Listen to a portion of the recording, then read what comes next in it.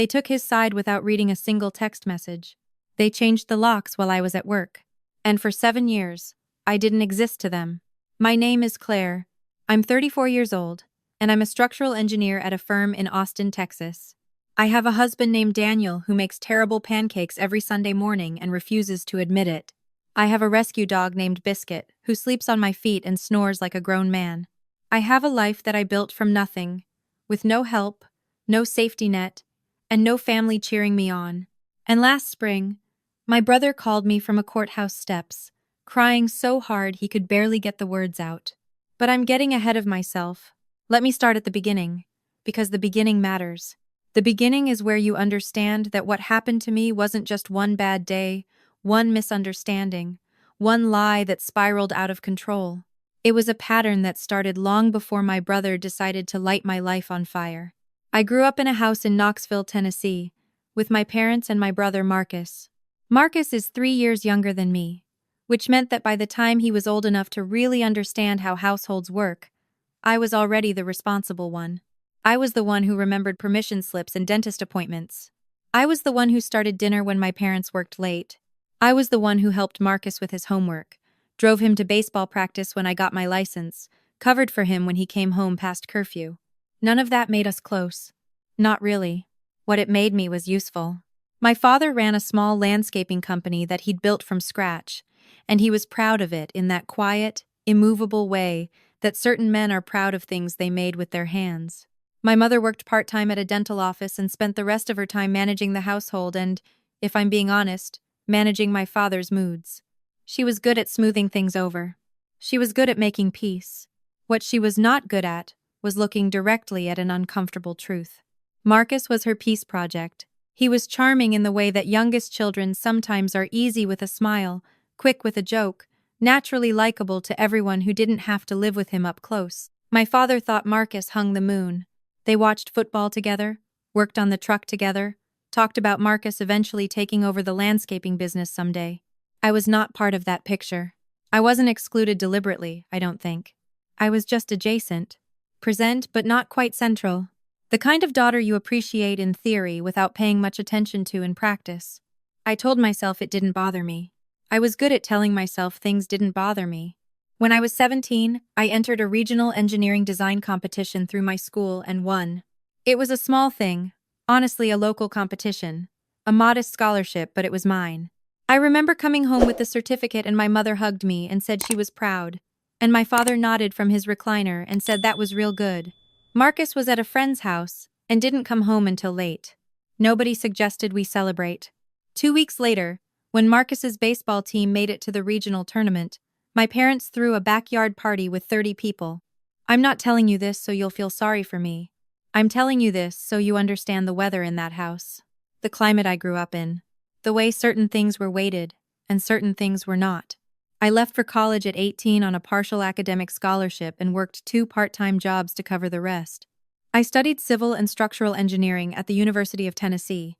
It was hard in a way I hadn't fully anticipated, not just academically, but emotionally.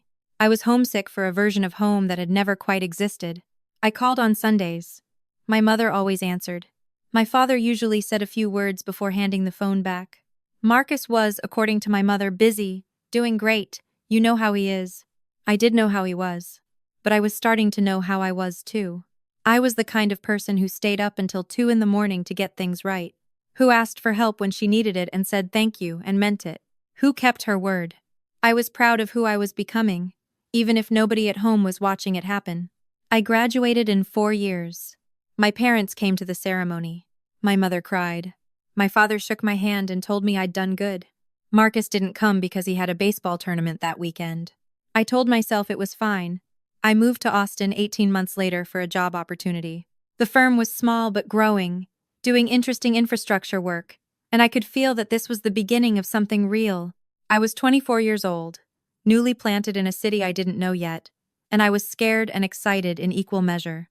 I still called home on Sundays. For a few years, everything was more or less stable. Distant but stable. Marcus had graduated high school, started and dropped out of community college, worked a few jobs that didn't stick. My parents didn't talk about it much, which was their way of managing things that concerned them. I'd ask how Marcus was doing, and my mother would say he's figuring things out, and I'd let it rest there. What I didn't know, what nobody told me directly, though I should have read between the lines, was that Marcus had been borrowing money from my parents for years. Small amounts at first. A few hundred here, a few hundred there.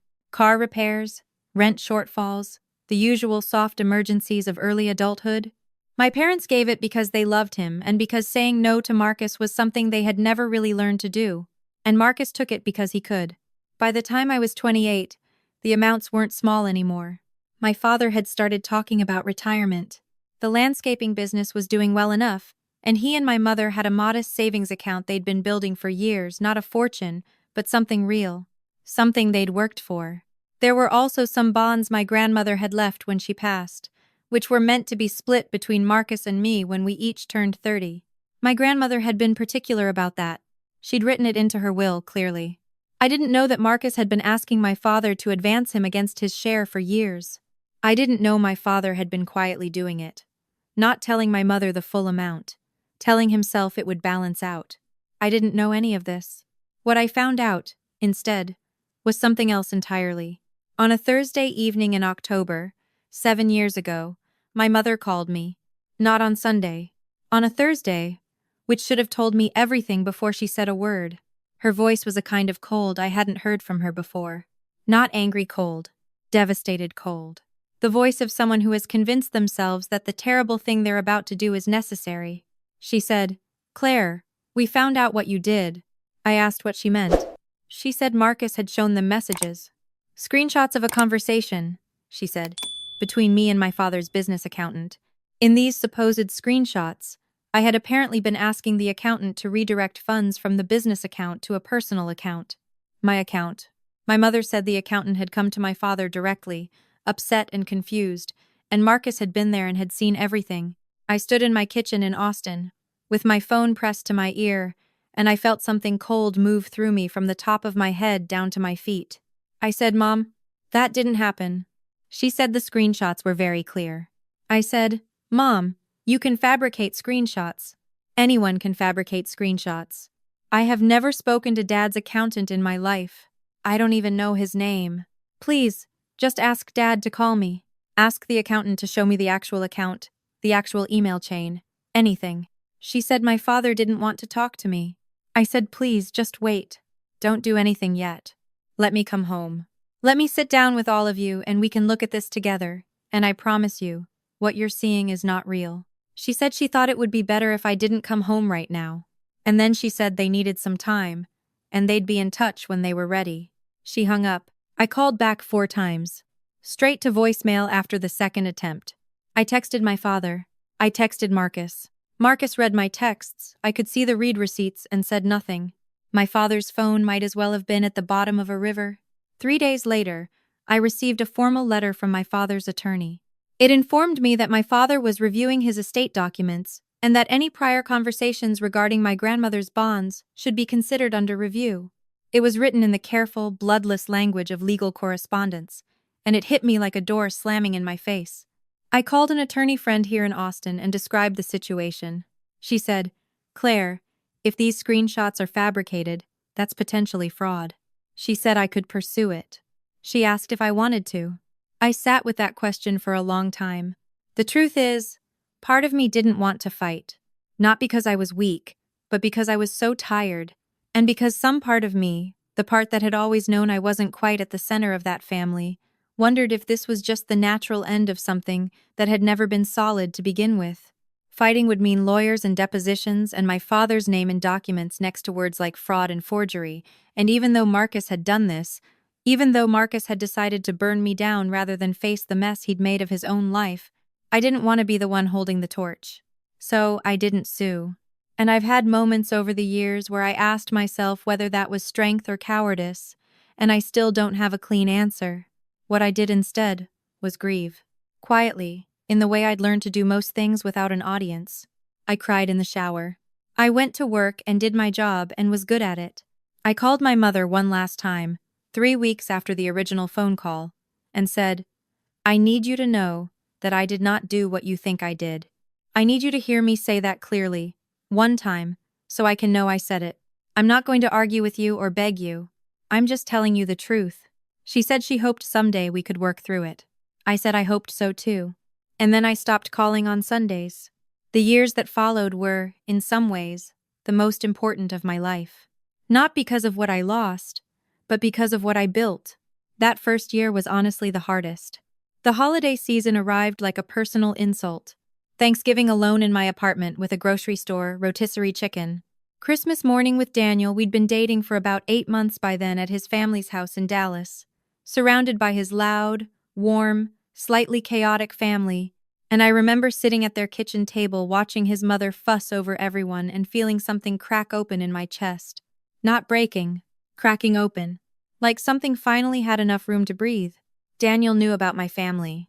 I'd told him early on, not because I was looking for sympathy, but because I believe in telling people the important true things about yourself so they can decide whether they're in or out. He was in. He had been in without hesitation, which was one of the first signs that he was someone I could build a life with. We got married 2.5 years after the falling out. A small wedding in Austin, 30 people, a venue with string lights and good tacos, dancing until midnight. Daniel's family was there in full force. My college roommate was my maid of honor. My cousin Diane, who is technically on my mother's side but who never stopped talking to me and never will, drove down from Memphis and cried through the entire ceremony. My parents were not there. Marcus was not there. I had sent one invitation, to my mother, because I thought she deserved to choose and received no response. Not a no, not an acknowledgement. Silence, which was its own kind of answer. I wore my grandmother's pearl earrings. She had given them to me when I turned 18, before she passed, and I had kept them in a velvet pouch in my jewelry box for years. I put them in that morning and I thought, at least she would have been here if she could. The next few years were steady. My firm grew. I got promoted, took on larger projects, started leading my own teams. I wasn't the chief of anything, I want to be clear, because one of the things that bothered some people about similar stories is when the success becomes cartoonishly large. I was just a good engineer who worked hard and was respected by the people she worked with. That was enough. That was genuinely enough. Daniel and I bought a house in 2022. We got Biscuit that same year, a 3-year-old beagle mix who had been surrendered twice and who attached himself to me with an intensity that felt like a statement. I understood him. And I did not think about Marcus every day. I want to say that clearly, because I think there's a version of this kind of story where the protagonist is consumed by what happened, replaying it endlessly, unable to move forward. I was not that person. I had genuinely moved forward. I had a full life. I had love in it. What I had lost had been real, but what I had built was real too, and most days the building felt bigger than the losing. But then, last March, my cousin Diane called me on a Tuesday. Diane is the kind of person who texts instead of calling unless something is important. She was calling. She said, "Claire, I need to tell you some things, and I need you to understand that I'm only telling you because I love you and because I think you deserve to know." She told me that Marcus had, over the course of several years following my estrangement from my family, basically drained what was left of my parents' savings. Not quickly, not in one dramatic theft, but incrementally loans that were never repaid, business ventures my father had backed that all collapsed. A car my father co-signed for that Marcus had totaled uninsured. She told me my parents' house had a second mortgage on it they hadn't told anyone about. She told me my father had been diagnosed with early-stage Parkinson's 2 years ago and that the medical bills were adding up. I sat very still. She said there was more. She said that about 6 months ago, my father had hired a forensic accountant not for the reasons I might have hoped, but to try to sort out the financial mess Marcus had made. And that forensic accountant, while reviewing years of records, had found something. He had found that the original screenshots Marcus had shown my parents, the ones supposedly showing me and the business accountant, had metadata that didn't match the dates on the messages. He had found that the email address shown in the screenshots didn't match the format my father's accountant firm actually used. He had found, in other words, that the screenshots were fabricated. My father had gone to Marcus with this information. Marcus had, according to Diane, initially denied it, then eventually cornered, with specifics he couldn't explain away, admitted he'd made them. He said he'd panicked. He said I'd been asking questions about the bonds and he'd been afraid I was going to push to see how much he'd already taken. He said he'd just been trying to protect himself. He was 31 years old when he said this to my parents. 31 years old. Explaining why he'd destroyed his sister's relationship with her family. Diane said my mother had not stopped crying for 2 days after finding out. She said my father had barely spoken since. I thanked Diane. I stayed on the phone with her for another hour, mostly just letting her talk and asking small questions, because I needed the information to arrive slowly enough that I could hold it. When we hung up, I sat in my kitchen, in the house I'd bought with my own money, with Biscuit pressed against my leg, and I tried to understand what I was feeling. It wasn't triumph. It wasn't even relief, exactly. It was something more complicated and heavier. Validation that arrived 7 years too late has a particular weight to it. It doesn't feel like winning. It feels like being handed something you needed desperately at a time when you desperately needed it, and being asked to feel grateful for receiving it now. I didn't cry right away. I think I was in a kind of shock. Or maybe the part of me that had already grieved and rebuilt had built the walls thick enough that the information had to work its way through slowly. Daniel came home to find me at the kitchen table staring at nothing, and he sat down across from me without asking, and I told him everything Diane had said. He listened. He didn't say, "I told you so," or "Isn't that something?" He reached across the table and put his hand over mine and said, "What do you need?" That was the right question. I thought about it for a long time. I said, "I need a few days before I decide anything." He said, "Take all the time you need." I took the week. What I found, at the end of that week, was not a plan, exactly. It was more like a settled feeling, a sense of what I was and wasn't willing to do. I was not going to call my parents immediately and perform the reconciliation I think they were probably waiting and hoping for. That wasn't because I was cruel. It was because after 7 years, I had earned the right to enter any future relationship with my family on terms I chose, at a pace I chose, and the pace that felt right to me was slow. I was also not going to call Marcus. Whatever I eventually decided about my parents, I was nowhere near ready to extend anything in his direction. I wrote my mother a letter. A real one, by hand, on paper. I told her I had heard from Diane what had been discovered. I told her I was not surprised, because I had known the truth for 7 years. I told her I was not angry, and this was genuinely true, which surprised me. I had done my anger during the first 2 years, alone, and I had nothing theatrical left to perform for anyone. I told her I was open to talking, when and if she was ready, but that I needed her to understand that talking was not the same as returning to how things had been, and that how things had been, even before the lie, had not always been what I needed it to be. I told her I hoped my father was doing okay. I told her I'd heard about his diagnosis, and I was sorry.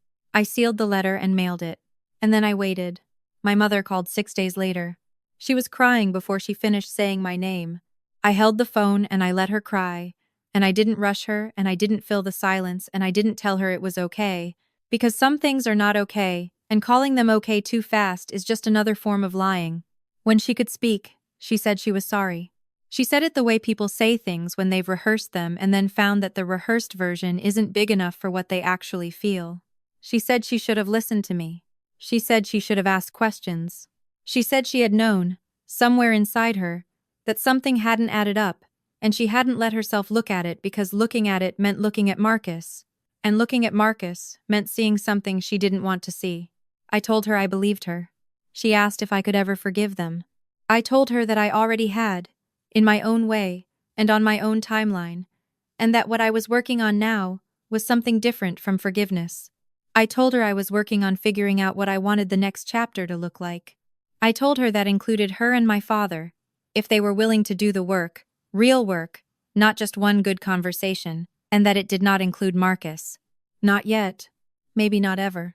That was a door I was leaving closed for now. She was quiet for a long time. Then she said, "That's fair, Claire." "That's more than fair," I said. "How is Dad?" She said, "He has good days and bad days." She said he'd ask Diane if she thought I'd ever want to talk to him. She said he wasn't sure he had the right to ask. I said, "Tell him he can call me." 3 days later, he did. My father is not a man who cries. He is a man who nods and shakes hands and keeps most of what he feels in some interior room that doesn't have a window. But when he called me, his voice was different. Not broken, exactly. more like a wall that had been standing for so long it had started to lean. He said, "I should have believed you." I said, "Yeah, Dad, you should have." He said, "There's no excuse I can give you that's good enough." I said, "I know. I'm not looking for an excuse. I'm just trying to figure out if we can move forward." He said he'd like to try, if I was willing. I said I was willing, but slowly. I told him I was not interested in pretending the last 7 years hadn't happened. I told him I didn't need him to punish himself in front of me, but I did need him to understand that those years were real, and that I had carried them alone, and that there was no skipping over that. He said he understood. I don't know if he fully does, yet.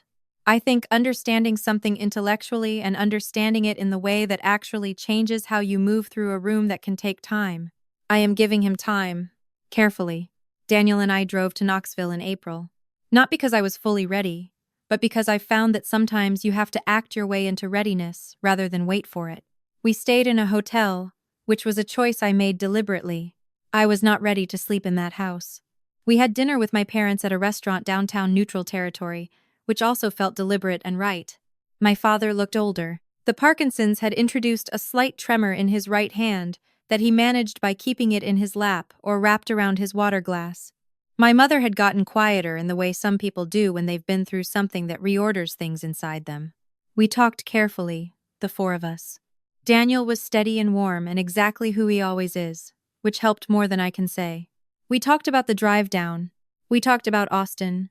We talked about my work, about a bridge restoration project I'd been leading, and my father asked real questions and listened to the answers. We did not talk about Marcus. He was the large, unaddressed shape in the middle of everything, and all four of us navigated around him without touching him. That was fine. That was the right call for that first dinner. When we were saying goodbye in the parking lot, my mother hugged me for a long time. I let her. I hugged her back. My father shook Daniel's hand, and then he looked at me, and something moved across his face that I think was all the things he still didn't have the right words for. He reached out and put his hand on my shoulder for a moment, and then he nodded, and then he stepped back. I got in the car and I looked straight ahead and I didn't cry until we'd turned out of the parking lot and onto the highway. Then I cried for about 10 minutes while Daniel drove and kept one hand on my knee. Then I stopped and felt strangely light. Now, about Marcus. I told you he called me from courthouse steps. I need to tell you that part because it's the part that people will want to have opinions about, and I want you to have the full picture before you decide what you think. About 3 weeks after our trip to Knoxville, I was in a project meeting when my phone buzzed with an unfamiliar number. I let it go to voicemail. Then it buzzed again. Then it buzzed a third time. In my experience, 3 calls in a row from an unknown number is rarely good news. I stepped out of the meeting and listened to the voicemail. It was Marcus. His voice sounded like he hadn't slept in days. He said he'd gotten my number from Mom. He said he was sorry to bother me. He said he needed to talk to me, and that it was important, and that he knew he had no right to ask. He was right that he had no right to ask. I stood in the hallway outside the conference room for a long moment. Then I called him back. He answered on the first ring. He had been served with papers. His ex-girlfriend, they had been together 3 years, had a daughter together, was suing for sole custody, and among the evidence she was presenting was documentation of his financial history, his instability, the series of failed enterprises and unpaid debts that had accumulated over the years. She had also, somehow, obtained some information about the incident with the fabricated screenshots, which had apparently come up in a conversation Marcus had with someone who knew someone. The specifics of how it traveled don't entirely matter. What mattered was that it was now potentially relevant to a custody proceeding. Marcus said he needed a character witness. He said my parents weren't able, my father's health made it complicated, and my mother had said she needed to think about it. He said he didn't have many people left in his life who knew him from the beginning. He was crying. Not the restrained kind. The kind that makes the words difficult to understand. He said, "I know what I did. I know there's no making it right. I'm asking you, Claire. I'm not asking you to forgive me. I'm not asking you to pretend. I'm asking you to tell a judge that I am capable of being a father to my daughter. Because I think I am. I think that's the one thing I've actually gotten right." I held the phone and I thought about the girl, who according to Marcus was 3 years old, and had his eyes and was apparently obsessed with dinosaurs. I thought about what it means to grow up without a parent present. I thought about that very carefully. Then I thought about what I knew to be true about Marcus, which was complicated and not reducible to monster or victim. He had done something unforgivable, and he had also been shaped by the same family I'd been shaped by. Differently, but not independently. I didn't excuse him. I am not someone who conflates explanation with excuse. But I understood something about how a person could become what he became in that house. I said, Marcus, I'm not going to be your character witness. He made a sound. I said, what I am willing to do is provide a factual statement to your attorney confirming that you were attentive and present at the family events I attended before the estrangement. Before everything, that's the truth, and I'll confirm it in writing. I won't say anything that isn't true, and I won't speak to your character directly because I'm not in a position to do that honestly. But I'll give them something factual that might help. He was quiet for a long time. Then he said, why would you do that for me? I said, I'm not doing it for you. I'm doing it because a 3-year-old girl shouldn't have her life arranged around what you and I haven't resolved yet. And I'm doing it because it's the truth, and I believe in telling the truth. He said, Claire? I said, Marcus, I need you to hear me clearly. What you did to me was one of the worst things one person can do to another. You didn't just lie. You targeted me. You used the way our parents saw me. You used their worst assumptions about me, and you handed them a reason to do what part of them already wanted to do. And you let me carry that for 7 years. I don't know what our relationship looks like going forward, if it looks like anything at all, but I'm going to need a very long time before I'm ready to find out. Do you understand? He said yes. I said, get your daughter dinosaur books. Figure out how to be consistent. That's the work in front of you. He said okay. I sent the factual statement to his attorney the next day. 3 sentences. All true. I don't know what happened with the custody case. I haven't asked. That's not mine to carry. What I carry now, and what I'm still learning to carry well, is something lighter than what I was carrying before, and heavier than what I thought I'd be carrying at 34. I have parents back in my life, tentatively, carefully, the way you reintroduce a plant to sunlight after it's been in the shade for too long. We talk on the phone now, on Sundays. My father asks about the bridge project. My mother sends Daniel recipes he doesn't follow correctly but appreciates. We are building something new, from scratch, because the old thing doesn't exist to go back to. That's not sad to me anymore. It's just true. I had my cousin Diane over for a long weekend in June, and we sat on the back porch in the Austin evening heat with cold drinks and talked for hours, and she said something that has stayed with me. She said, you know what I've always thought about you, Claire? I've always thought you were good at knowing what was yours to hold and what wasn't. Most people can't do that. They either hold too much, or they let go of everything. I thought about that for a long time. I think she's right that I've gotten better at it. I don't think I was always good at it. I think I spent a lot of years holding things that weren't mine. My parents' approval, my brother's choices, the idea that if I was just helpful enough, and quiet enough, and good enough, eventually the family I wanted would become the family I had. That's not how it works. The family I wanted, I found. I made it. It has Daniel in it, and Biscuit, and Diane, and the people at my firm who I've worked beside for years, and Daniel's big, warm, slightly chaotic family who adopted me without ceremony. It has my grandmother's pearl earrings in a velvet pouch on the dresser. And now, slowly, carefully, with the windows open and the light coming in at the right angle, it might have my parents in it again too. What it doesn't have, right now, is Marcus. I don't know if that's permanent. I know it's necessary. I believe people can change. I believe it because I have watched myself change. I have watched my father, a man who kept everything in an interior room without windows, pick up the phone and call me and say the hard, true thing. I have watched my mother move toward discomfort instead of away from it. Change is possible. I believe that. What I also believe is that believing in the possibility of change doesn't require you to wait around and watch it happen in real time. It doesn't require you to make yourself available as the stage on which someone else's transformation is performed. You can believe in change from a safe distance. You can wish someone well from across a room you've chosen not to stand in. That's where I am with Marcus, wishing him well from across a room.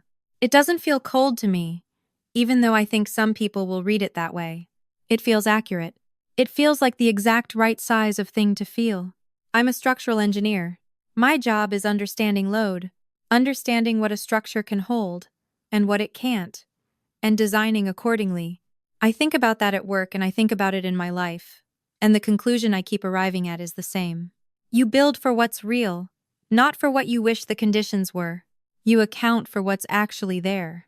What's actually there, in my life, is a lot of good things, and some unresolved things, and some things I've let go of because holding them wasn't building anything, it was just weight. Daniel is downstairs right now making what he insists will be better pancakes this time, and Biscuit is at my feet, and the Sunday morning light is coming in the way it does in late summer in Texas, all gold and slightly too warm, and in about an hour I'll call my mother. And I'll tell her about the bridge project, and she'll tell me about whatever my father has been doing in the yard, and it will be a careful, new, real thing. That's enough. That is genuinely enough.